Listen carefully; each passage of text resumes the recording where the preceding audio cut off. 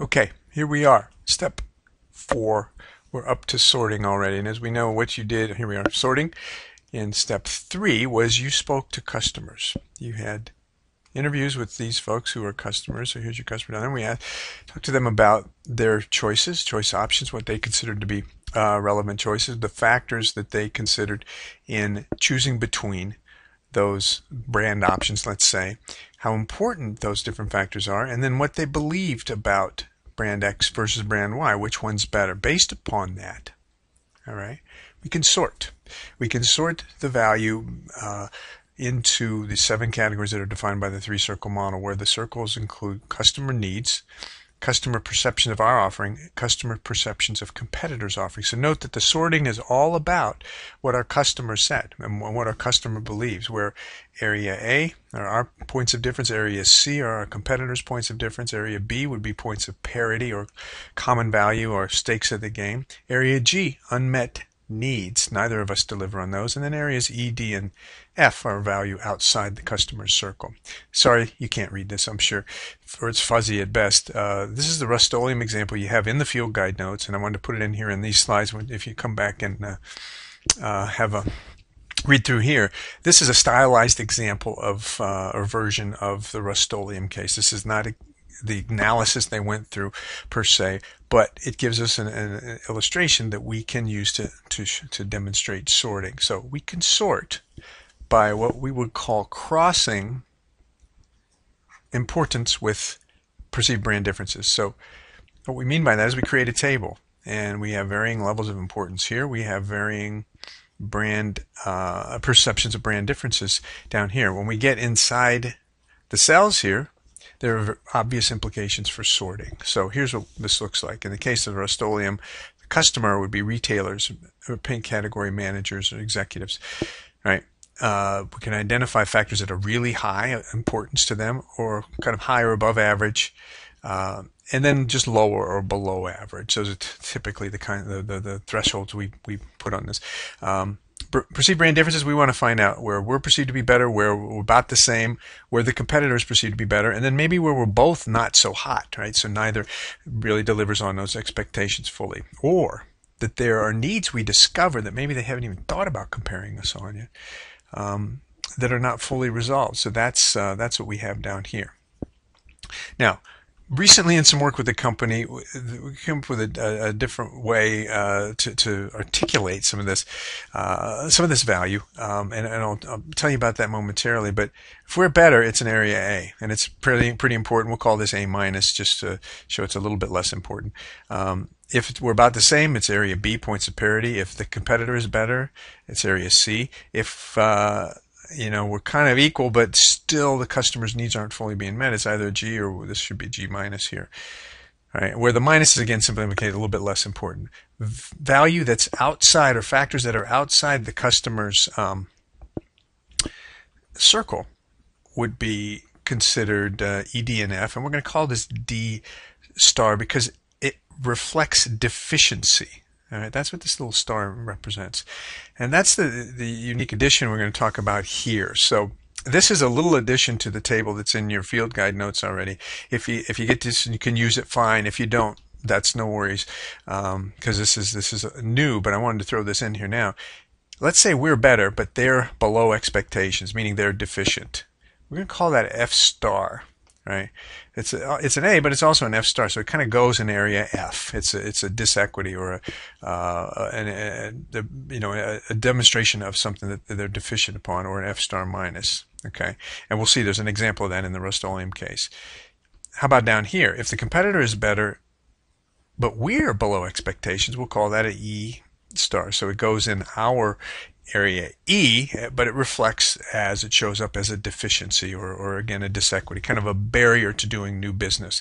So that's a similar distinction. And let's sort for Rust-Oleum, and it looks like this. So here's our table: importance by perceived brand differences. And by the way, I'm going to tell you, if you want to present your sorted value in the form of this table, that's cool with me. All right. In other words, if you don't even draw the the graph, the pictures, and the sorted circles and so forth, that's fine because you can capture everything you need to within the context of this table, and it's fairly easily interpreted. And you'll see the more you fill up the boxes, the more advantages we have, or the more advantages they have, or whatnot. So just want to make that up front. For Rust-Oleum, Area A, going back to those earlier data, well, we know that that we're perceived to deliver on unique needs. So the kind of the specialization of the brand and the particular categories in which of need we deliver on are perceived to be unique. A very, very trusted brand, a long-standing brand, quality product that covers well. And now here's the first example of an F star here. We have no company stores. That's a plus for us. But we're not just a little better than Sherwin-Williams on it. Sherwin-Williams is perceived to be a real thorn in the side of retailers because they got their own company stores and they're actually competing with Lowe's and Home Depot and so forth. So it kind of is an aggravation for those retailers. We'll call that an F star. Not much they're going to do about that. But for Sherwin-Williams, pricing is a big advantage. And in fact, it's to the point where, again, we'll call this an E star. We're going to say it's a disequity for us, or a deficiency for us, at least from the perception of the retailers at this point in time. We're getting some bad negative feedback on it. So the disequity for us. Same for volume and turnover. Sherwin-Williams is getting good scores on overall profitability, perceived to be better than us, and also new varieties, which is not quite as important, but still there's an advantage there for perception of for Sherwin-Williams. Area B, we have kind of equal delivery on logistics, on advertising support, and consumer awareness. So, and this accidentally is repeated in here, so you don't need to see those again. But basically, there's common value points of parity. Color variety overall is not perceived to be that important. We perceive to be equally delivering on that, but not as important. Area G is where there's a lot of action here, and that is that they are looking for effective in-store presentation support because they're not finding it. They're finding both of us deficient upon this. And I wanted to put this little ladder in here. Looking for the kind of the deeply rooted values or needs that retailers have. If we ask them, well, why is improved category organization important to you? Ultimately, it would come down to financial performance, which incidentally would be also the way they'd answer price promotion support. I mean, we want more promotion support because we want better financial performance and so forth. Why? Well, for the category managers or for the executives, that contributes to our achievement in the organization, our ability to move up, our ability to take care of our families. So the interesting point here is that if you think at that kind of a higher level, there's a lot of different ways to help with financial performance beyond our brand cutting prices. And that was a big insight that this Rust-Oleum management team came to intuitively, right? Intuitively doing the kind of, I would call what they did on their own intuitively laddering. They weren't doing one of these projects at the time.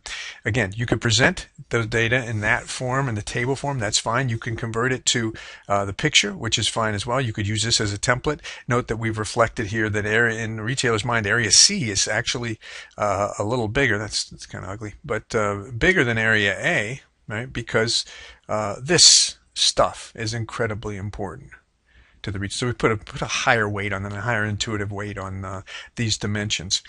So the question in terms of the case is, well, how does Rust-Oleum overcome this? What we've done by sorting and illustrating here is it gives us a refined view of customer value, so we can kind of identify and categorize value.